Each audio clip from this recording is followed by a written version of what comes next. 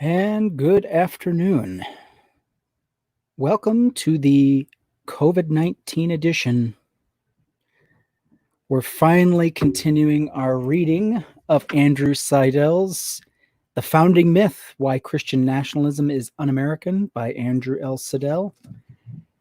Finally, we're moving on. It's been months since the last chapter I read. So we're finally moving on to chapter 4. So with that being said, all right, well, I'm going to take a little sip of some 1783 Even Williams rye whiskey. All right. And with that, let us continue. Yes, it has been a very long time, Evelyn. It has been long enough. It's time to continue what I started, or I'll never finish this book. Chapter 4, Referrals, the Declaration's References to a Higher Power. Quote, the laws of nature and nature's God, their creator, the supreme judge of the world, divine providence, in the Declaration of Independence. The Declaration repudiates Judeo-Christian values in its purpose, principles, and even taken as a whole. But because it contains quasi-religious language, Christian nationalists cite it regularly. As shown above, the Declaration makes 4 references that supposedly support the Judeo-Christian principles myth. In full, they read as follows. The language of Jefferson's rough draft is included as well. First reference. When in the course of human events, it becomes necessary for one people to dissolve the political bands which have connected them with another, and to assume among the powers of the earth the separate and equal station to which the laws of nature and of nature's God entitle them. A decent respect to the opinions of mankind requires that they should declare the causes which impel them to the separation. The draft. When in the course of human events it becomes necessary for a people to advance from the subordination in which they have hitherto remained, and to assume among the powers of the earth the equal and independent station to which the laws of nature and nature's God entitle them. A decent respect to the opinions of mankind requires that they should declare the causes which impel them to change. Second reference, this is the final draft. We hold these truths to be self-evident, that all men are created equal, and that they are endowed by their Creator with certain unalienable rights, that among these are life, liberty, and pursuit of happiness. The draft. We hold these truths to be sacred and undeniable, and all men are created equal and independent. And from the equal creation they derive their rights inherent and unalienable, among which are the preservation of life, liberty, and the pursuit of happiness, alteration likely suggested by Franklin or Adams. The third reference, final. We, therefore, the representatives of the United States of America in General Congress assembled, appealing to the Supreme Judge of the world for the rectitude of our intentions, do, in the name and by the authority of the good people of these colonies, solemnly publish and declare that these united colonies and of right ought to be free and independent states. The draft. We, therefore, the representatives of the United States of America in General Congress, assemble, do, in the name and by authority of the good people of the colonies. The alteration likely suggested by Franklin or Adams. Fourth reference, final. And for the support of this declaration, with a firm reliance and protection of divine providence, we mutually pledge to each other our lives, our fortunes, and our sacred honor. The draft. And for the support of this declaration, we mutually pledge to each other our lives, our fortunes, and our sacred honor. The Continental Congress assigned 5 men to a committee tasked with drafting the Declaration: Thomas Jefferson, Ben Franklin, John Adams, Robert Livingston, and Roger Sherman. The committee then gave Jefferson the job. Franklin and Adams commented and suggested edits on 2 of Jefferson's drafts before the draft went to the whole Continental Congress. The political philosophy Jefferson laid out in the Declaration depended only on the first reference, the laws of nature. This should be self-evident because he fully explained that philosophy in his original draft, which did not include the other three pseudo-religious references. Those three were added to the final draft either by Franklin or Adams by the Continental Congress as a whole. Jefferson laid the foundation, built the structure, raised the walls and roof, put in the plumbing, wired the framework to give it life, and installed the other guts, the important stuff. The Continental Congress selected the color palette and trim. Congress's later changes did not alter the fundamental nature of Jefferson's draft or the political philosophy it enshrined. Still, Jefferson complained of these mutilations to Richard Henry Lee. Lee sincerely wished that the manuscript had not been mangled as it is. However, the thing is in its nature so good that no cookery can spoil the dish of the palates of freemen. In other words, the principles of the Declaration were so sound that no veneer, religious or otherwise, could spoil it. Because the first reference was the one included in the original structure of the document, it did all of the philosophical and rhetorical heavy lifting. It contributed most significantly to the document's principles and requires more attention. But after looking at the references individually, note that some observations apply to all four. Either the content or the wording of these references supports the Judeo-Christian principles myth. Not a single reference mentions Jesus Christ, Yahweh, or a specifically Christian God. The references specify at most a broad deism or possibly a narrow theism in the supreme judge reference. Deism is the belief that a God or supernatural being created the universe, but has played no role in the event since. Rather, like a watchmaker who made the universe and set it in motion, deism has no organized or structural religion. It is simply this one belief. Theism is a belief that a god or gods play on an active role in current events, tinkering with the watch's gears, perhaps even after we die. Jefferson, Adams, Franklin, and the Continental Congress could have chosen to root the entitlements and endowments, appeals, and protections in Jesus Christ or another specific god, but they did not. Instead, they carefully selected references that do not specify any religious denomination, or sectarian belief. These were deliberate men who knew they were drafting a document, an historic document. They chose their words carefully. As University of Chicago constitutional scholar Jeffrey Stone put it, in acknowledging nature's God, the creator, the divine providence, the Declaration carefully and quite consciously eschewed an evocation of the Christian religion. That the four references are broad may actually explain why Christian nationalists claim them as their own.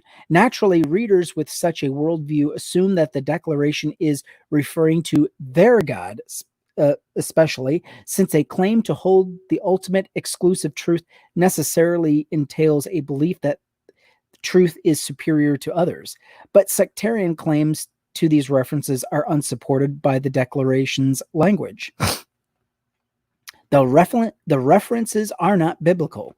At the time, there were about 11 major English versions of Bibles that the founders could have borrowed verbiage from. Two of the phrases, divine providence and nature's God, do not appear in any of those Bibles, nor does the phrase supreme judge of the world, though the Bible does occasionally speak of its God as a judge. Most likely, this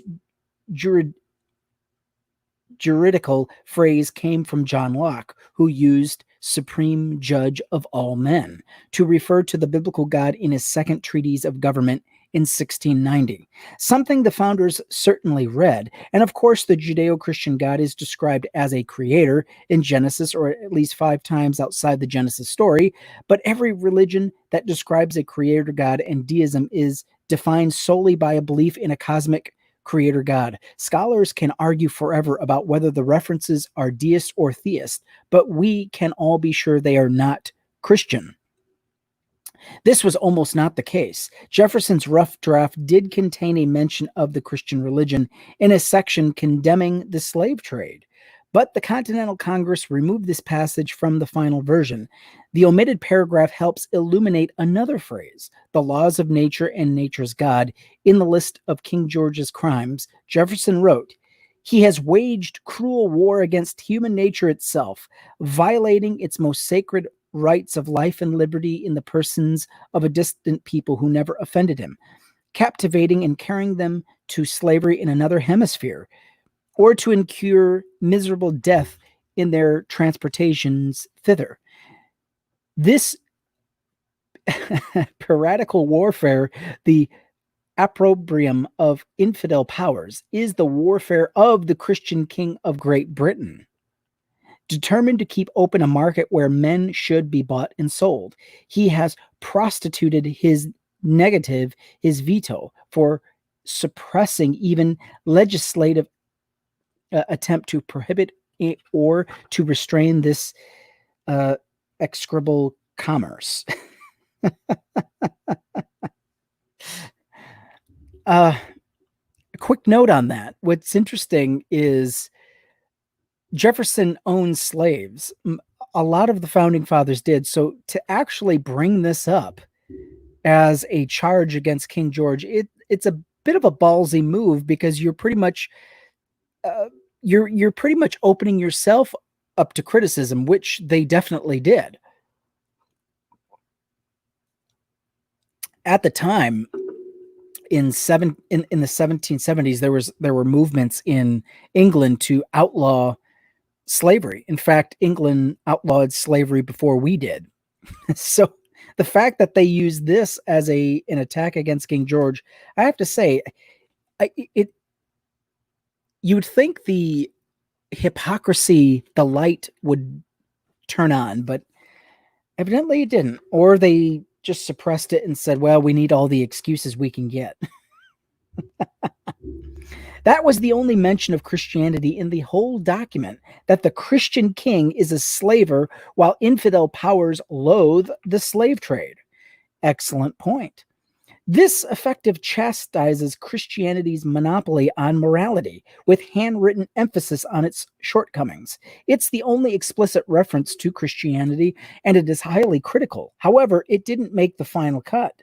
That Jefferson could write of freedom so eloquently and condemn slavery in fervent and revealing terms here and elsewhere, while at the same time owning slaves and fathering children with the slaves, who then became slaves themselves, is a paradox of cowardice. He was one of America's greatest intellects, excelled at communicating grand ideas in simple and poetic terms that enthralled us centuries later, but failed utterly and in terrible ways to practice some of those ideas. Jefferson, Adams, and Franklin knew about George III's pious nature, especially given that it was in such stark contrast to the bent of his predecessors, including some religion, in an argument that is meant to convince a devout Christian king that he's wrong in the eyes of a God is rhetorically intelligent. Indeed, appealing to a higher power may have been necessary to change the devout king's opinion. After all, if you believed a God put you on earth to rule, to whom would you answer but a God?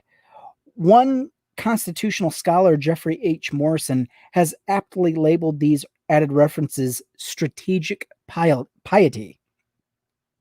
Strategic piety. Finally, there is no reason to believe that the four terms nature's God, creator, or supreme judge, and providence were capitalized to lend gravity, respect, and specificity to the Declaration. Jefferson used minimal capitalization in his rough draft often, and did not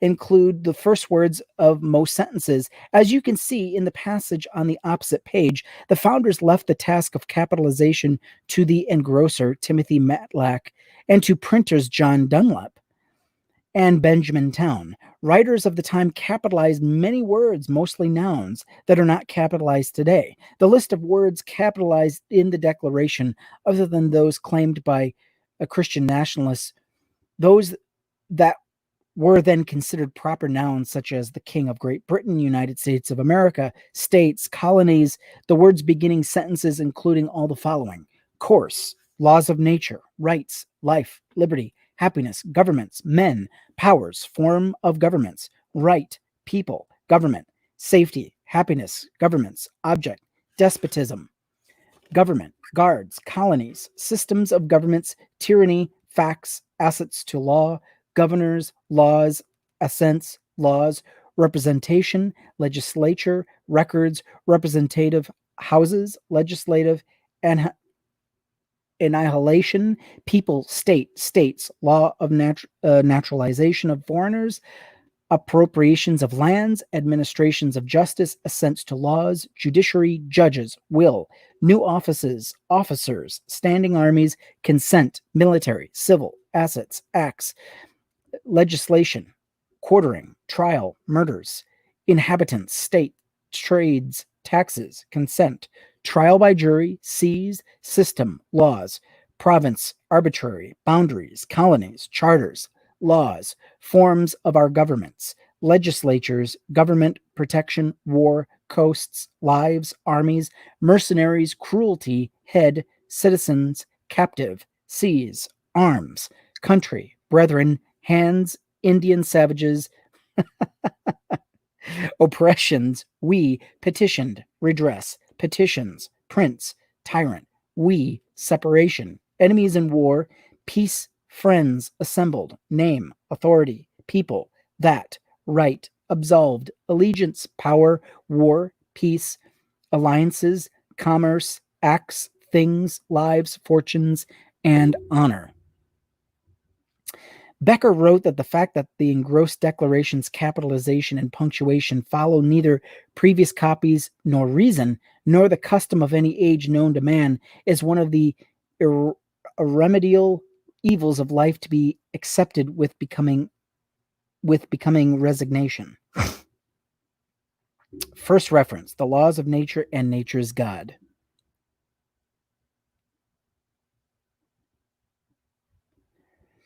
The first reference is the only one Jefferson employed when crafting the political philosophy of the Declaration. With this language, Jefferson invokes natural law, not the Judeo-Christian God. In 2011, Michael Pitorka, founder of the Institute of the Constitution, tried to argue the evolution and scientific theory is anti-American because of the Declaration of Independence. Pirotka paraphrased what he believed to be Declaration's political philosophy. There exists a creator God. He is the God of the Bible. He is not Allah, nor any of the million Hindu deities, nor is he the God that is the wind or is in the trees or some other impersonal force. He created us. Well, that's, how do I say this? That's mighty bold of you to say. Pirotka has it backwards. It's not true that the creator mentioned is the God of the Bible and the only God mentioned is nature's God, a concept considerably closer to the God that is in the wind or in the trees than the biblical God. This argument also ignores, as most Christian nationalists do, the first part of the term, the laws of nature. And if one is going to ignore the natural law reference and inject religion where it does not belong, there is no reason that religion should be Christianity.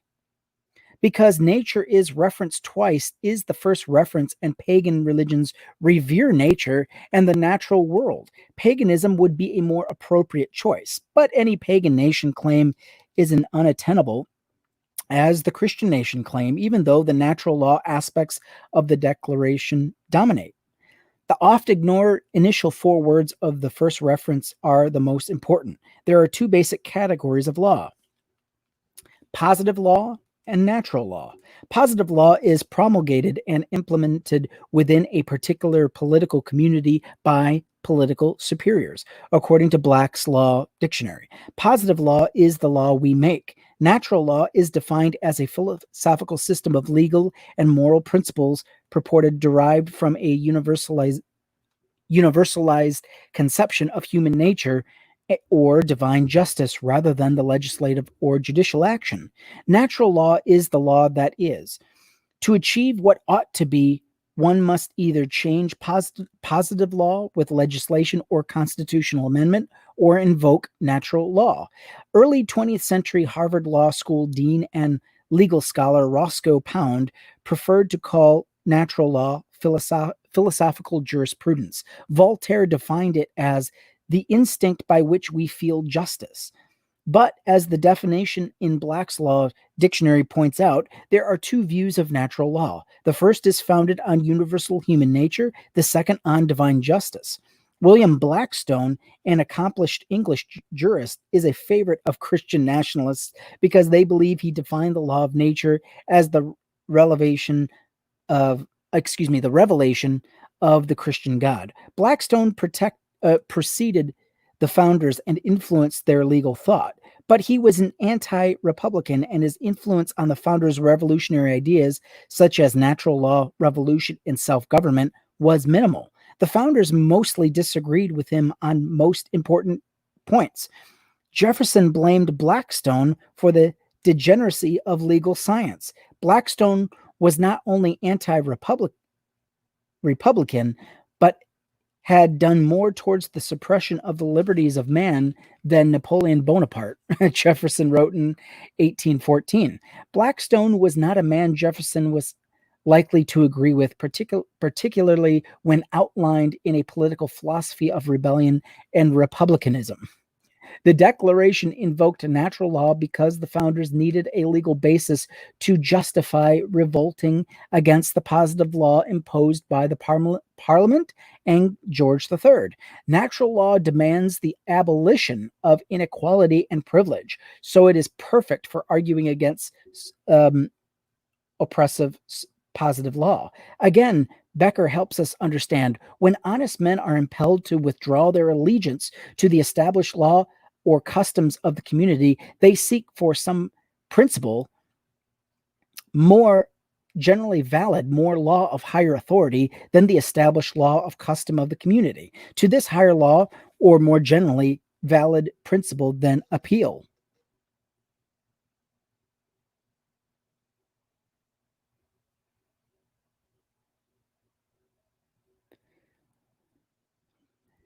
By which natural law did Jefferson invoke in the Declaration, natural or supernatural? According to Alan Dershowitz, natural law based on divine revelation. One second.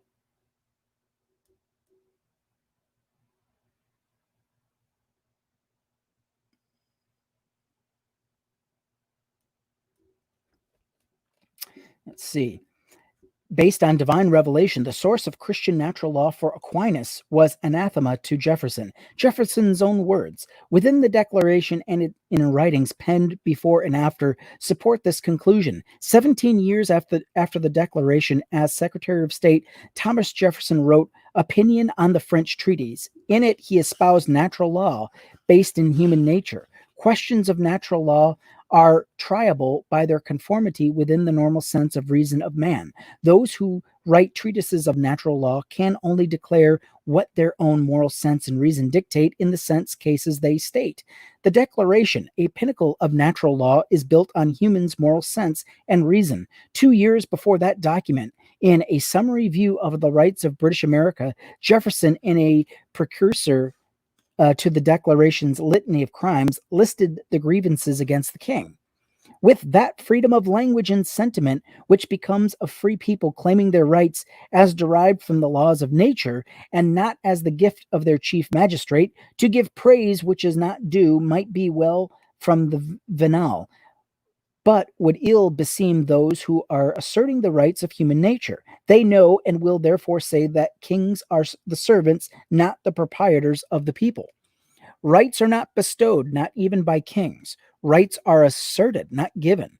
Rights come from human nature, not divine nature. Most of all, natural law is a product of liberal and expanded thought, not the divine revelation.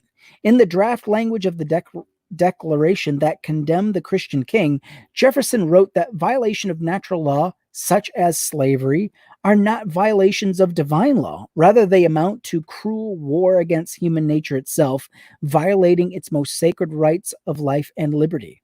In the Declaration, Jefferson appealed to a natural law founded in human nature and discoverable by human reason to justify a revolution against tyrannical positive law. The human nature interpretation of the laws of nature is favored over the divine justice interpretation elsewhere in the discourse of human independence. George Mason wrote in Virginia's Declaration of Rights in May 1776, and the Virginia Convention ratified it that June. Jefferson relied on Mason's character for the Declaration's opening and also influenced the Bill of Rights more than a decade later. The first right Mason declared was that all men are by nature equally free and independent and have certain inherent rights, namely the enjoyment of life and liberty, with the means of acquiring and possessing property, and pursuing and obtaining happiness and safety. The similarities are obvious, and religion is nowhere to be found. This passage simply codifies the social compact theory of government and rights that had recently been explained by Hobbes, Locke, and Jean-Jacques Rousseau. Mason is relying on the natural law centered on humanity, not the supernatural natural law of Blackstone and Christian nationalism. The Continental Congress published its Declaration and Resolves on October 14th, 1774. It too rested on the natural, not supernatural law.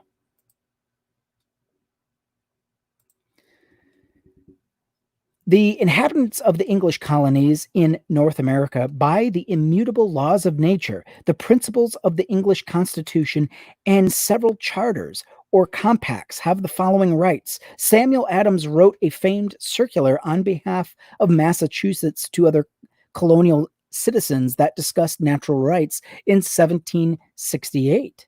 Sam Adams was one of the more orthodox founders, but he still rested rights on nature and not the Christian God.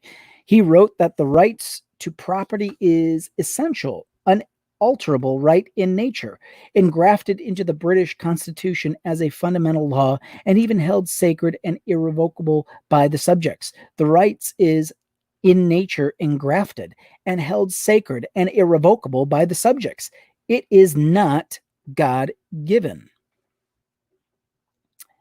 And how true that is. As you, and it is amazing, it is true. And as you look at the original founding fathers and also those that were on the periphery, Sam Adams included, you'll see very little is said about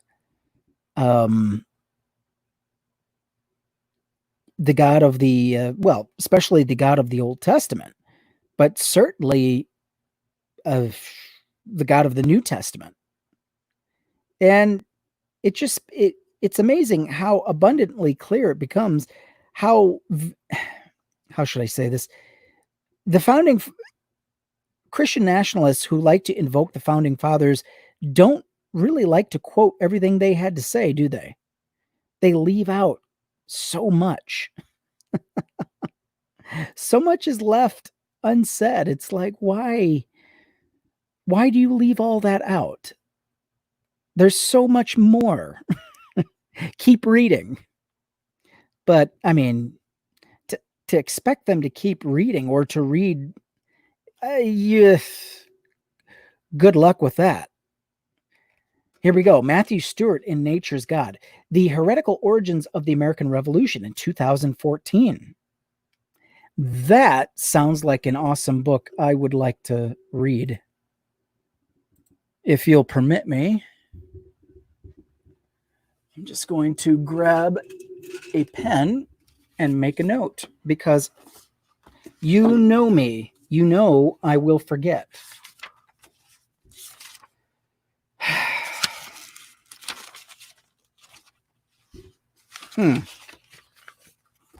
That sounds like a good book. Nature's God. The heretical origins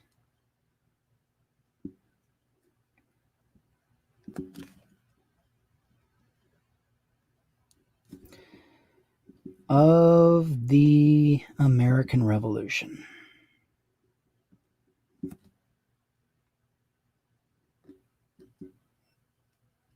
Misspelled. Matthew Stewart.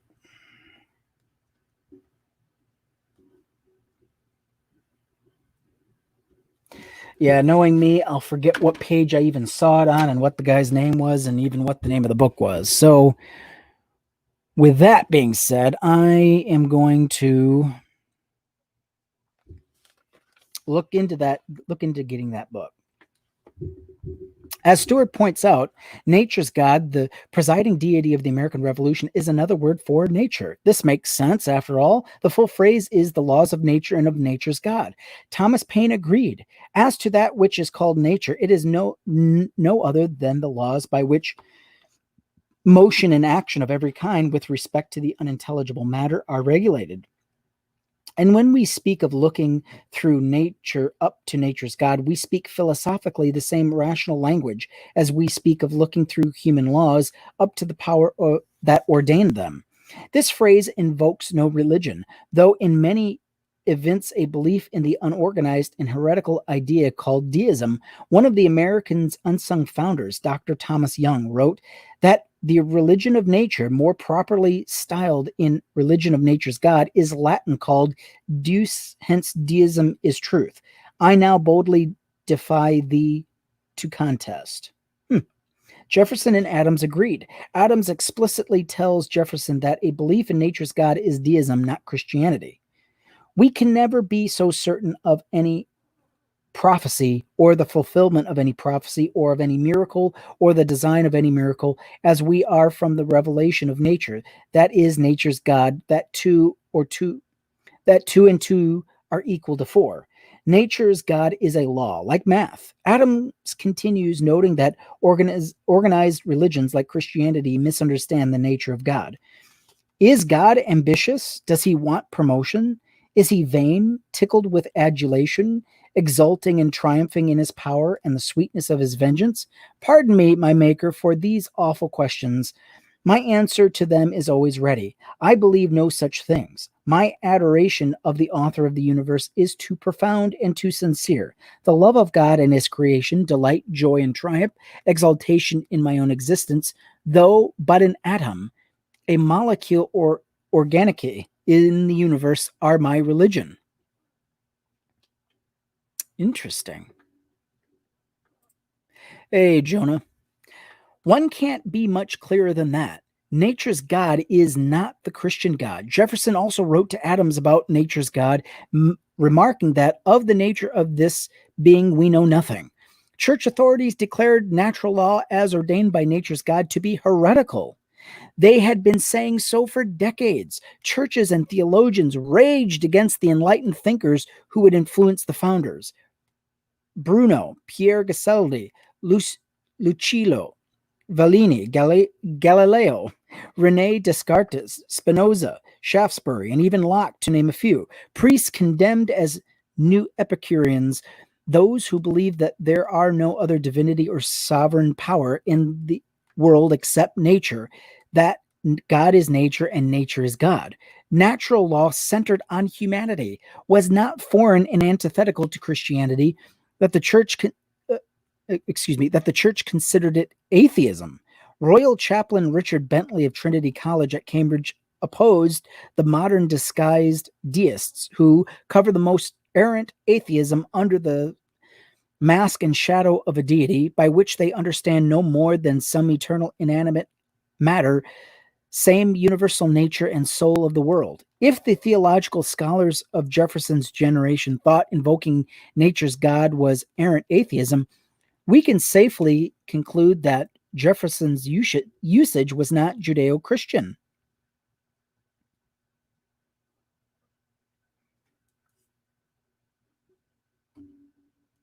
The law was not the biblical gods, they were natures fixed from the beginning. physically impossible to transgress, and discoverable through the application of reason and science. Becker was correct. Since nature was now the new God, source of all wisdom and righteousness, it was to nature that the 18th century looked for guidance, from nature that it expected to receive the tablets of the law. Christian nationalists claim that the phrase, the laws of nature and nature's God, refer to a Christian God, but there was nothing of Judeo-Christianity in Jefferson's invocation of natural law. The second reference, their creator. Americans are not terribly familiar with the Declaration or of the first 4th of July of Trump's presidency. National Public Radio tweeted the entire text of the Declaration of Independence, 140 characters at a time. Many Trump supporters lost their minds. They assumed that NPR was calling for a rebellion against Trump when NPR tweeted passages like this: a prince whose character is thus marked by every act which may define a tyrant is unfit to be ruler of a free people.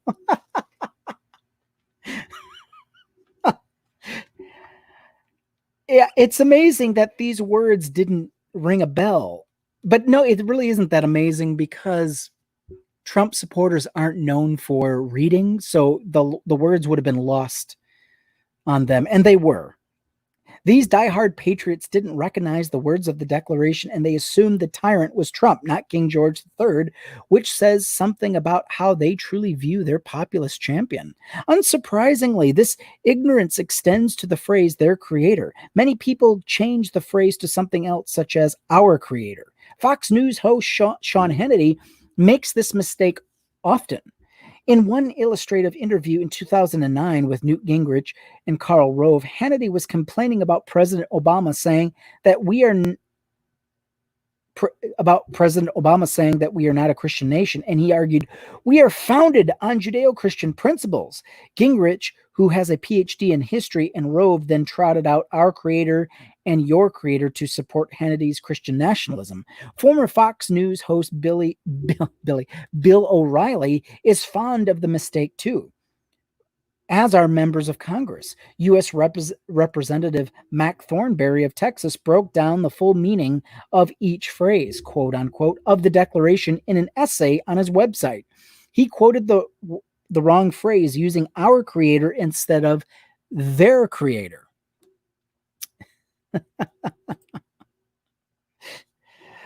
Oh, gotta love these. Gotta love the Christian nationalists, eh?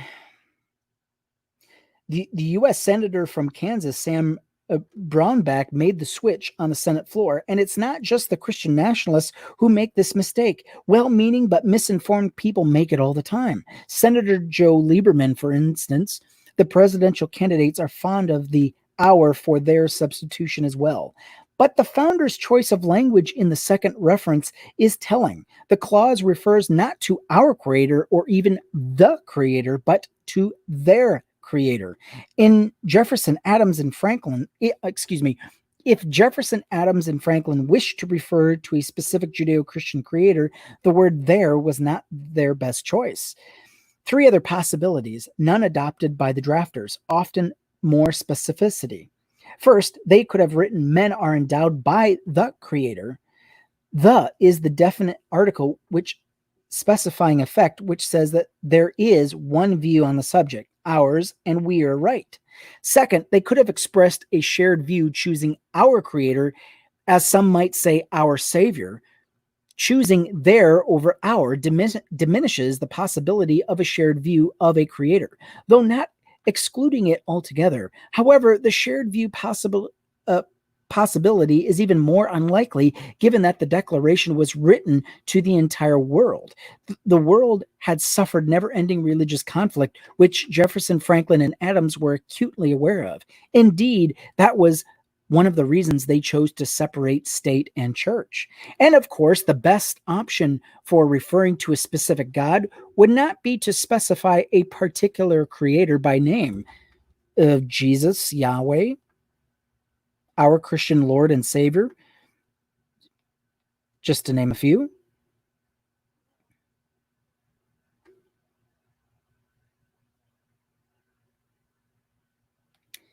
However, the shared view possibly is even more unlikely given that the Declaration was written to the entire world. The world had suffered never-ending religious conflict, which Jefferson, Franklin, and Adams were acutely aware of. Indeed, that was one of the reasons they chose to separate state and church.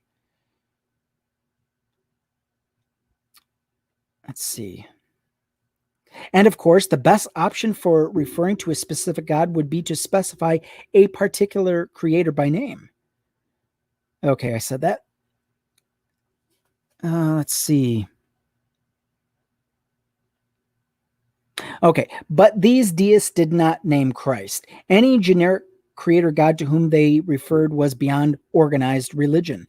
There is also a possessive pronoun, their rights as individuals. In this context, it indicates a choice that individuals have their own valid view of their creator. Readers are meant to interpret this phrase as referring to whichever creator, God, or otherwise they believe in. This is probably why Christian nationalists believe the phrase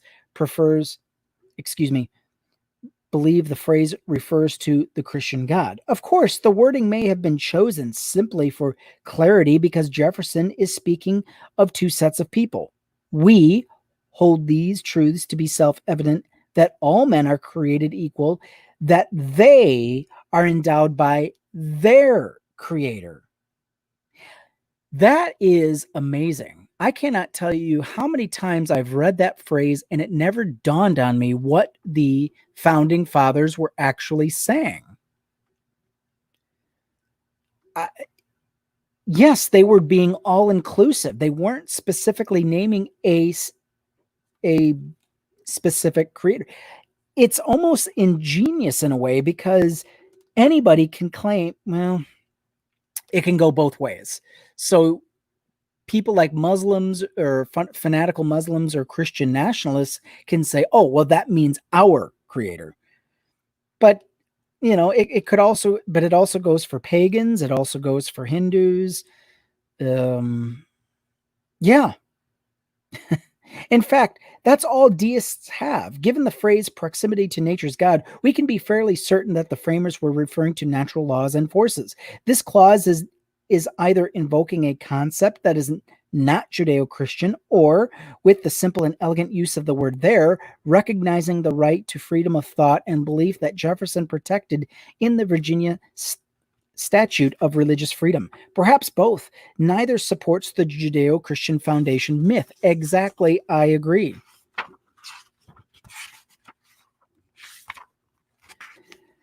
Under natural law, individuals possess natural rights, inherent and unalienable. But this phrase, endowed by their creator, leads many Christian nationalists to argue that our rights are God-given, that without a God, there would have been no rights. Answering an atheist question during a town hall meeting, Florida Senator Marco Rubio argued, this nation was founded on the principle that our rights come from our creator. But this translation of our founding philosophy is dangerous and something the Declaration avoided. The biblical idea of political authority, Jesus will give will give authority over the nations to rule them with an iron rod, as he received authority from my Father. To give but one example is refuted in the Declaration. The Bible is interpreted and enforced by men, and if rights are given by a God, they can be taken away by the men claiming to speak for that God. This is the idea Jefferson rebelled against when he wrote that the mass of mankind has not been born with saddles on their backs, nor a favored few booted and spurred, ready to ride them legitimately by the grace of God. Claiming that a God plays a role in human equality lets people who claim to know God's will be more equal than others, to borrow from George Orwell. Jefferson and Madison were incredibly critical and suspicious of organized religion and the priests of the different religious sects. Jefferson not only cut up the Bible, removing all of the supernatural nonsense, but he also observed when discussing religious oppositions to the newly founded University of Virginia that priests dread the advance of science as witches do the approach of daylight, and scowl on that fatal harbinger, announcing the subversive of the duperies on which they live. As we've seen, Madison thought that the rulers who wished to subvert the public liberty may have found in established clergy convenient allies. Jefferson would probably have disagreed with any religious connotation their creator may have had.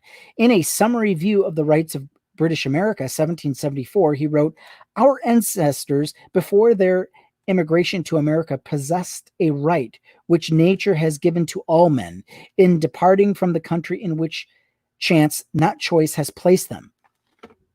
In notes on the state of Virginia, written 5 years after the Declaration, Jefferson might at first appear to side with the God-given rights idea, but he's as sly as ever. Discussing slavery, he writes, "And can the liberties of a nation be thought secure when we have removed their only firm basis? A conviction in the mind of the people that their liberties are a gift of God, that they are not to be violated with his wrath. Indeed, I tremble for my country when I reflect that God is just, that his justice cannot sleep forever." A mangled version of this quote even appears on the Jefferson Memorial in Washington, D.C.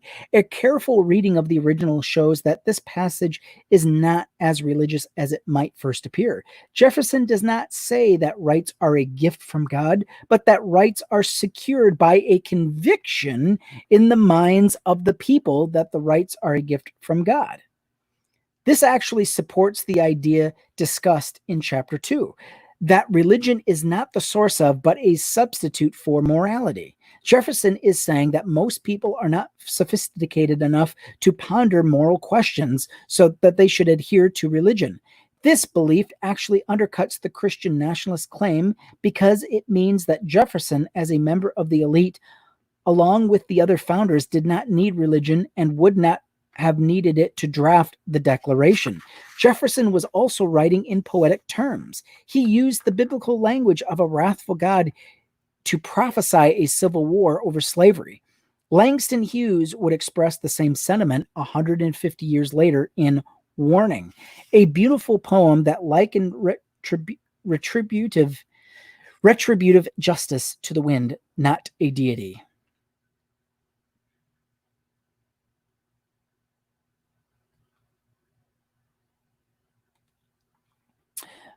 Oh, yes. So Jonah makes a good point. When you compare the Compact to the Declaration of Independence, the two couldn't be more stark in difference. One is a very Judeo-Christian centered document, and the other is very deistic in language. Exactly. Rights are agreed by humans and enforced by society. This is the social contract the founders enshrined in the Constitution. In the Federalist Papers, whose letters written in the Citizens of New York by James Madison, Alexander Hamilton, and John Jay to explain the virtues of the newly proposed Constitution, Jay wrote, "Nothing is more certain than the indispensable necessity of government, and it is equally undeniable that whenever and however it is instituted, the people must cede to it some of their natural rights in order to vest it with requisitive powers. That we agree on rights is evidence because we also agree that rights can be taken away in certain circumstances. We can take away your rights if you fail to adhere to the social contract by violating another's rights." The Bible neglects to note that the people are the source of power. Instead of placing that firmly in the divine plan, it has no mention of consent of the governed. More importantly, Jefferson did not include their creator in his original language, which read that all men are created equal and independent and from the equal creation. The creator language, if it is indeed the radical change that the Christian nationalists suggest, could not have been substantial or an integral part of Jefferson's underlying philosophy. It might glaze a religious veneer over parts of that philosophy, but that hardly makes it a founding principle. The Declaration was not written in a vacuum. Statements on American independence was common during the years and months surrounding July 1776. Given that Jefferson did not describe rights as God-given in his draft, it is instructive to see that others did at the time. We already saw that the Continental Congress in 1774 Declaration, Samuel Adams' Circular Letter, and George Mason's Declaration all relied on natural law and unalienable right by birth, not on God-given rights. Pennsylvania Constitution, September 1776, authored with the help from Benjamin Franklin and likely Thomas Paine, said that certain human rights were assumed, that all men are born equally free and independent and have certain natural, inherent, and unalienable rights. The Massachusetts Constitution 1780, which John Adams drafted, declared that all men are born free and equal and have certain natural, essential, and unalienable rights. New Hampshire's Bill of Rights 1784 was similar. All men are born equally free and independent, and all men have certain natural, essential, and inherent rights. James Wilson's 1774 pamphlet, Consideration of the Natural and Extent of the Legislative Authority of the British Parliament, laid out the humanity and birthright of foundation of government. All men are by nature equal and free. No one has a right to any authority over another without his consent. All lawful government is founded in the consent of those who are subject to it. Wilson was one of the more influential founders, speaking more of a constitutional convention than any other person except Gouverneur Morris. Wilson thought there were two indispensable rules for government and society, that all men are naturally equal and all men are naturally free. The founders understood that human rights are more powerful, absolute, and universal than God-given rights. God-given rights depend on geography, varying drastically by residents of India, and Iran. God-given rights depend on those claiming to speak for God, as shown by Muhammad. Martin Luther King Jr.'s interpretation of their respective God's will. Women and the LGBTQ have fewer rights in almost every religion because of God's will. The abolition of slavery, women's rights, the end of segregation, marriage equality, progress in each was opposed by those claiming to know God's will and executing God's will. Human or natural rights are far less susceptible to the whim of preachers. Simply by virtue of being human, of being born, you have certain inherent unalienable rights. The God-given rights fallacy is also morally relativism masquerading as moral absolutism. Moral relativism, bemoaned by religious scholars and Christian nationalists, is the idea that morality might change with the time or the situation. Yes, how well we know. Moral absolutes seem to change radically, do they not? And depending on who's calling the shots.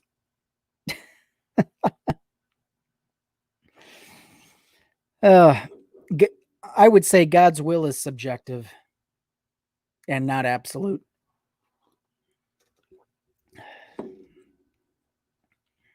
And I'll even step into a believer's worldview and make that claim. Simply by virtue of being human or of being born, you have certain inherent unalienable rights. Let's see. Moral relativism, bemoaned by religious scholars and Christian nationalists, is the idea that morality might change with the time or the situation. They believe in moral absolutes handed down from on high. To take an oversimplified example, the moral absolutist might believe it is always immoral to kill because God said so. The moral relativist, on the other hand, might believe it is acceptable to kill in some circumstances to save innocent lives. For instance, the religious system of absolute morality is actually more relativism in disguise, but with an alarming alteration. God-given rights depend solely on a particular individual's interpretation of God's word. Thank you. Exactly. It all depends on who's doing the interpreting of God's word.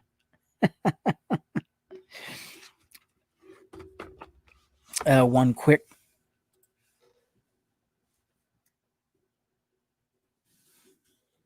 let me make a comment. comment there. Okay. Yeah, it all depends on who's doing the interpreting. Perhaps the individual adheres to the interpretation of a higher authority, such as a pope or an author of a holy book. But at the end of the line, a human being is claiming to know God's will. One person's moral belief is given the authority of divine law. That relativism is far more dangerous because it involves a fallible human being claiming divine sanction. In our example, the moral absolutist believes killing is unacceptable because God said so. Therefore, if God changes his mind and orders someone to kill their child, as he did with Abraham and Isaac, or to fly a plane into a building, the moral absolutist must listen. If they balk at the murdering their son, as any decent human being ought, they are exercising their own morality and moral relativism. In other words, what most religion they label absolute morality is simply their personal morality given divine sanction. It is far better to premise human rights on the simple fact of being human, as the founders did, than to put them into the hands of people claiming to speak for a supernatural being that does not exist. This masquerade was laid bare as believers, and especially evangelical Christians supported Donald Trump as scandal after immoral scandal broke over his candidacy and presidency. Numbers highlight the pretense. In 2011, a mere 30% of white evangelicals thought that an elected official who committed an immoral act in their personal life could still behave ethically and fulfill their public duties. Things have changed by the 2016 presidential race, and no group had shifted more than those moral absolutists, the moral evangelicals, who swung 42 points, with 72% believing that an immoral person could be a moral public figure. Evangelicals' view of Trump actually become more favorable over the scandal-ridden first 18 months of his presidency. A year and a half after the election, 75% of white evangelicals had a favorable view of Trump, about 10 points higher than on election day.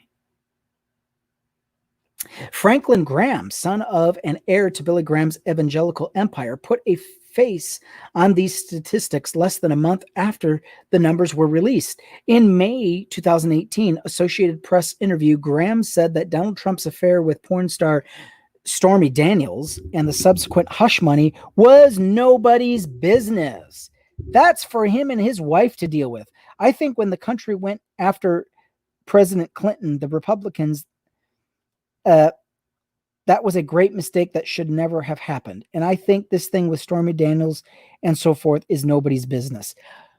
Okay, how ironic. Yeah, right. Yeah, it was a mistake. We shouldn't have gone after Bill Clinton because our favorite leader, dear leader Trump, is guilty of using campaign funds to hush up a porn star.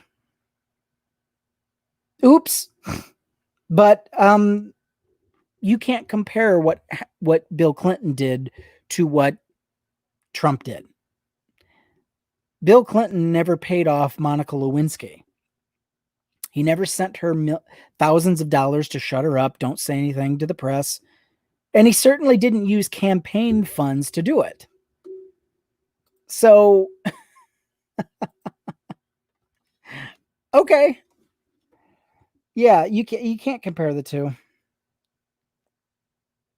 But this was a change for Graham. Almost exactly 20 years earlier, he went after President Clinton. In a 1998 Wall Street Journal op-ed entitled "Clinton's Sins Aren't Private," Graham wrote, "The God of the Bible says that what one does in private does matter. Mr. Clinton's months-long extramarital sexual behavior in the Oval Office now concerns him and the rest of the world, not just his immediate family. If he will lie or to mislead his wife and daughter, those with whom he is most intimate, what will prevent him from doing the same to the American public?" Did you all catch that? It turns out that what the biblical God says depends on the point Graham is trying to make. Quite so. Deep down, the evangelical concern was not over morality, but over being able to claim a divine sanction for whatever was considered moral. This conception of morality and of human rights is dangerous. God given rights are not sacred, self evident, or inherent. They are fragile, exclusive, and used to favor the chosen few. That was not the intent or legacy of the Declaration. No, it was not. No, it was not. The third and fourth references, supreme judge of the world and divine providence. The third and fourth references are similar. They're similarly not specific to Judeo-Christianity or any other religion, nor can they be found in Bible contemporary to the founding. Like the second reference, they were added during the drafting process and are not integral to the intellectual or philosophical structure of the Declaration's underlying principles. They are poetic, more akin to Thomas Paine's assertion that King George can unfeelingly hear of the slaughter of Americans and composedly sleep with their blood on their souls. Though less moving, and however poetic, the reference is not Christian. Although some scholars think these mentions are more specific to a particular religion, they do not definitively identify this God as uniquely Christian, as evangelical Christian and historian John Fay notes. Gary Wills once wrote that to read the Declaration as dogmatic and theological is to misread it. It is difficult to read the Declaration and think these final two references are anything but superfluous. Late additions forced into their respective sentences. Professor Stephen Green is correct when he observes that these two rhetorical appeals come too late in the document to redo the Declaration's overall Enlightenment framework. The truants interrupt the flow of beautiful sentences and detract from the impact rather than add to it. The jarring nature of the slapdash religious interjections is perhaps most evident when looking at Declaration's final paragraph as a whole. Like the first paragraph, it has nothing to do with religion or the supernatural. This paragraph is solely concerned with this world, with people and governments. We, therefore, the representative of the United States of America, in General Congress assembled, appealing to the Supreme Judge of the world for the rectitude of our intentions, do in the name and by authority of the good people of these colonies, solemnly publish and declare that these united colonies are and of right ought to be free and independent states, and they are absolved from all allegiance to the British Crown, and that all political connection between them and the state of Great Britain is and ought to be totally dissolved, and that as free and independent states, they have full power to levy war, conclude peace, contract alliances, establish commerce, and to do all other acts and things which independent states may of right to do. And for the support of this declaration, with a firm reliance on the protection of divine providence, we mutually pledge to each other our lives, our fortunes, and our sacred honor. We, the representatives of the United States, our intentions, in the name and by the authority of the good people of these colonies. The paragraph is bent to this world, to here, not to the hereafter, and written on the people's authority, not of a divine judge. According to the language, the Supreme Judge is judging the rectitude of our intentions. Basically, the Continental Congress was saying that their intentions were good, as any who knew their genuine intentions would understand. Even if this language had been in the draft and could therefore be considered integral, it is not part of a statement on self-government or political philosophy. It's window dressing. We promise we're telling the truth is all it amounts to. It's strategic piety celebrated to appeal to a candid, credulous world and a pious king. Yes, indeed. Yes, indeed. As a justification to a candid world, the writers were wise to choose language that would take advantage of the majority's religiosity, but still remain wholly non-sectarian. The language drew in a broader audience instead of alienating those who would be made outsiders by its expressing a religious reference. One historian labels this equivocal religiosity and asserts that it is specifically designed to be acceptable to deists and Orthodox believers alike. Stay with me, folks. We've got one more page left, front and back. We can get through this. Let's do it. When the Continental Congress relied on divine providence, they did so to make a pledge, but they did not pledge to the God to that God. They pledged to each other. They pledged their lives, their fortunes, and their sacred honor. There is something stirring about the group of rebels pledging all that they had and all that they were to one another, and not to a supernatural deity. They acted on Franklin's exhortation to join or die and supported Henry's demand for liberty or death, and they rebelled against the most powerful nation on earth together. The strength of 56 of the most brilliant minds on a continent were bent toward one object: self-government. Their honor, their word was sacred, not their religion. One nation would continue this trend of pledging to each other, to people, to the Constitution, and to the first law of Congress before it was ever passed. The presidential oath, despite modern trends, does not actually mention God or include a request for God's help. The words, "So help me God," never appear and were not first used to alter the words of the constitutional oath by a president until nearly 100 years later. Holy shit. The oath of office. Okay. I want to read the original words of the oath of office without the words, "So help me God." "So help me God," I guess, from what I'm reading, was added 100 years later. That's quite modern, wouldn't you say? I mean, that's not too far removed, shall we say. Interesting. Okay. All right. Yeah, I am curious. I'm very curious now. What the original oath was. Anything else changed besides the addition to "So help me God"? Interesting. The closing sentence. Okay, let me first.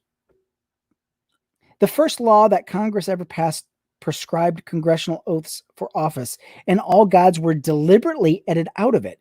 The presidential oath remains godless, though modern political piety and a disrespect for the Constitution has marred it. The closing sentence of the Declaration is perfection itself, wrote Becker, continuing. Congress amended the sentence by including the phrase, "with a firm reliance upon the protection of divine providence." It may be that providence always welcomes the responsibilities thrust upon it in times of war and revolution. But personally, I like the sentence better as Jefferson wrote it. And for the support of this declaration, we mutually pledge to each other our lives, our fortunes, and our sacred honor. I agree with Becker. The congressional edit cheapens the document.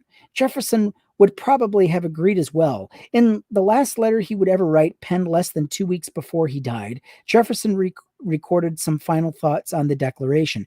He was politically declining an invitation to a 15th anniversary celebration of American independence. Jefferson was too weak to make the trip, but offered his reflection on the legacy of his Declaration.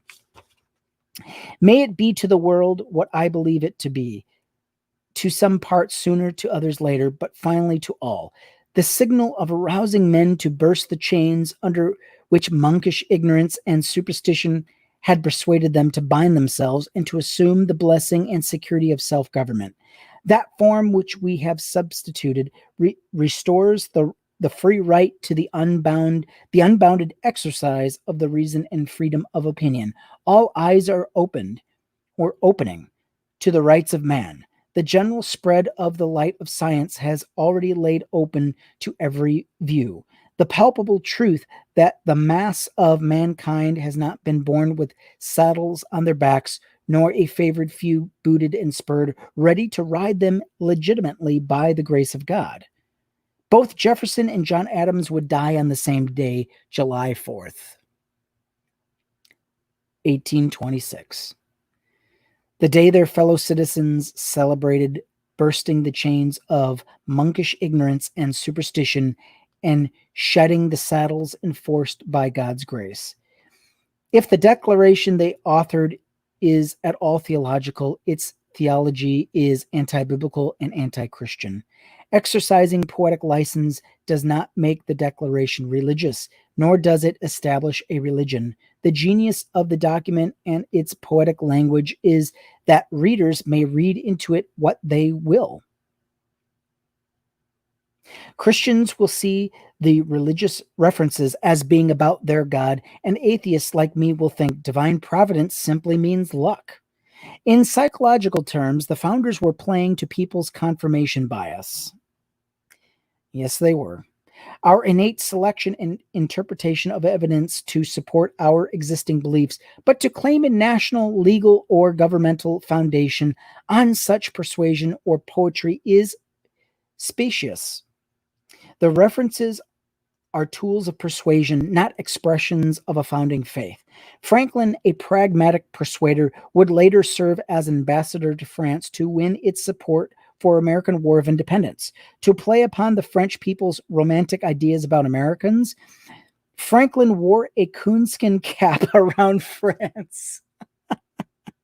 He would do anything to win support, even play a little dress up, and he succeeded in soliciting French aid, which eventually helped win the war.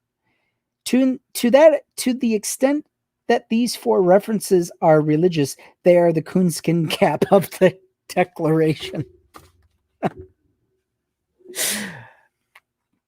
Oh yes, thank you, Andrew Seidel. That was funny. What an apt description. What an apt description of the uses of God and nature's God. And they're basically window dressing, and it's like wearing a coonskin cap to win the favor of the French ooh, American. I like American. Jonah Epstein says, he writes the oath. I do solemnly swear and affirm that I will faithfully execute the office of President of the United States and will do to the best of my ability preserve, protect, and defend the Constitution of the United States. That's the entire oath, as first put down and still in use. So help me God is purely a tradition with no legal or written backing. Oh, thank God. I'm sorry. Well, that's good to know. So the oath of office, you could literally say, I don't recognize that last part of the oath. So help me God. No thanks.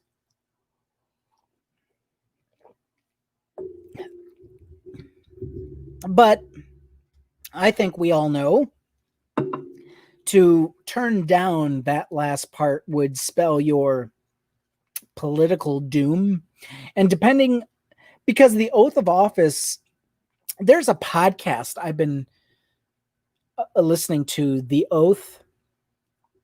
And it's basically a former federal employee who interviews other former federal employees and asks them, what the oath meant to them, what it meant to take the oath, and what it means to serve the American people. I mean, I agree with the sentiment, but I think too much emphasis is put on the oath, because if you are of scurrilous character, if you are an oath breaker and your oath, let's just put it this way. If your allegiance to God supersedes your allegiance to country, well, that oath means nothing. Because your oath to God means more than your oath to country.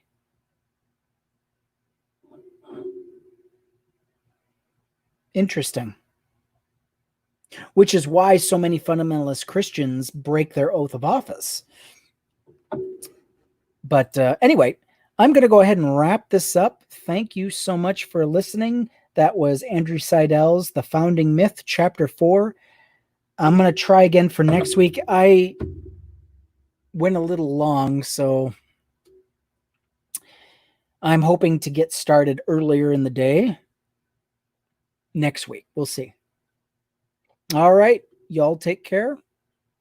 Be safe, stay healthy. And I will definitely see you later. I don't know when, but it'll definitely be later when I do. All right, take care.